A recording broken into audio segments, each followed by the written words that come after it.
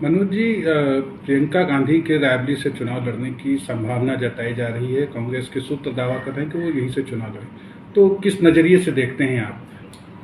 देखिए, कांग्रेस तय करेगी कि उसकी पार्टी से कौन लड़ेगा। इस चीज़ों से हम लोगों का कोई लेना देना और वास्ता नहीं है।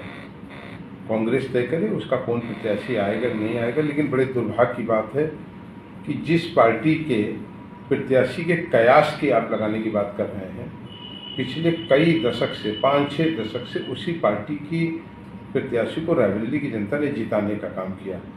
आज अगर कांग्रेस के ये दिन आ गए हैं कि उसे अपने प्रत्याशी को उतारने में डर लग रहा है रायबरेली और अमेठी में, तो ये अपने आप में इस चीज़ का इम्तिहान और परिणाम दोनों है कि कांग्रेस ने रायबरेली और अमेठी के लोगों के साथ धोखा किया, छलावा किया।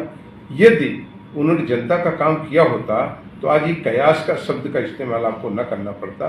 मेरा मानना है रायबरेली की जनता को भावना के नाम पर, कभी परिवार के नाम पर, कभी घर के नाम पर केवल वोट लेने और देने की मशीन बनाया गया।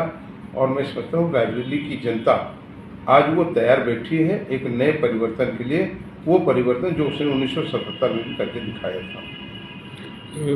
प्रधानमंत्री ने आज जो है विपक्ष पर आरोप लगाया कि जो विपक्ष के नेता हैं वो राम प्रभु श्री राम का नाम लेने से डरते हैं। अगर कोई नाम लेता है विपक्ष का नेता तो उसको पार्टी से बाहर निकाल देते हैं। अब इस गौरव वल्लभ उसके उदाहरण हैं, आचार्य प्रमोद कृष्णम उसके उदाहरण। तो क्या क्या मानते हैं कि विपक्ष को क्यों इस तरह का व्यवहार करती है, तो राम का नाम लेने से क्यों परहेज करती है? देखिए, भगवान प्रभु राम सबके हैं। भारत सनातन परंपरा का देश रहा है, ऋषि मुनियों का देश रहा है। एक विराट संस्कृति, सभ्यता और परंपराएं हमारे देश से निकल करके पूरे विश्व में गई हैं। और ये निश्चित रूप से बहुत दुर्भाग्यशाली और दुखदायी समय है कि जब कुछ पॉलिटिकल दल वो भगवान राम का नाम लेने पर लोगों से नाराज हो, कुछ पॉलिटिकल संरक्षित कुछ कुत्सित मानसिकता के लोग भगवान प्रभु राम, माँ लक्ष्मी, दुर्गा माता, इनके ऊपर और उनकी मर्यादा के ऊपर उंगली उठाएं, जिनकी कोई की स्वयं की एक हैसियत नहीं है। इसी उत्तर प्रदेश में एक व्यक्ति ने लगातार भगवान प्रभु राम, माँ लक्ष्मी, माँ दुर्गा के बारे में बोला और तब भी मनोज पांडे चुप नहीं बैठे हैं, उसका माकूल जवाब दिया है। हम सबका मानना है सनातन हमारी संस्कृति है, सनातन हमारा जीवन है, सनातन हमारी सोच है।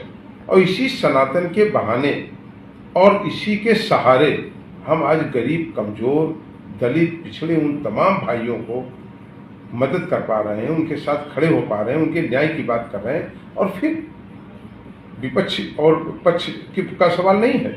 जब कोविड आया तो दुनिया के तमाम प्रगतिशील देशों घुटने टेक दिया, तभी भारत के यशस्वी प्रधानमंत्री ने भारत के 80 करोड़ लोगों को अपना परिवार मानते हुए 2 जून के खाने की व्यवस्था किया। मैं समझता हूं कि आजाद भारत में और दुनिया के सारे प्रगतिशील देशों ने टकटकी लगा करके भारत को देखा कि भारत इस संकट के समय भी एकजुट है और अपने देश के प्रधानमंत्री के नेतृत्व में लगातार उसने कोविड से लड़ाई लड़ी और उस पर पार पाई। और मैं कह सकता हूं कि भारत की वैक्सीन पूरे विश्व में मांगी गई और उसकी स्वीकारता हुई।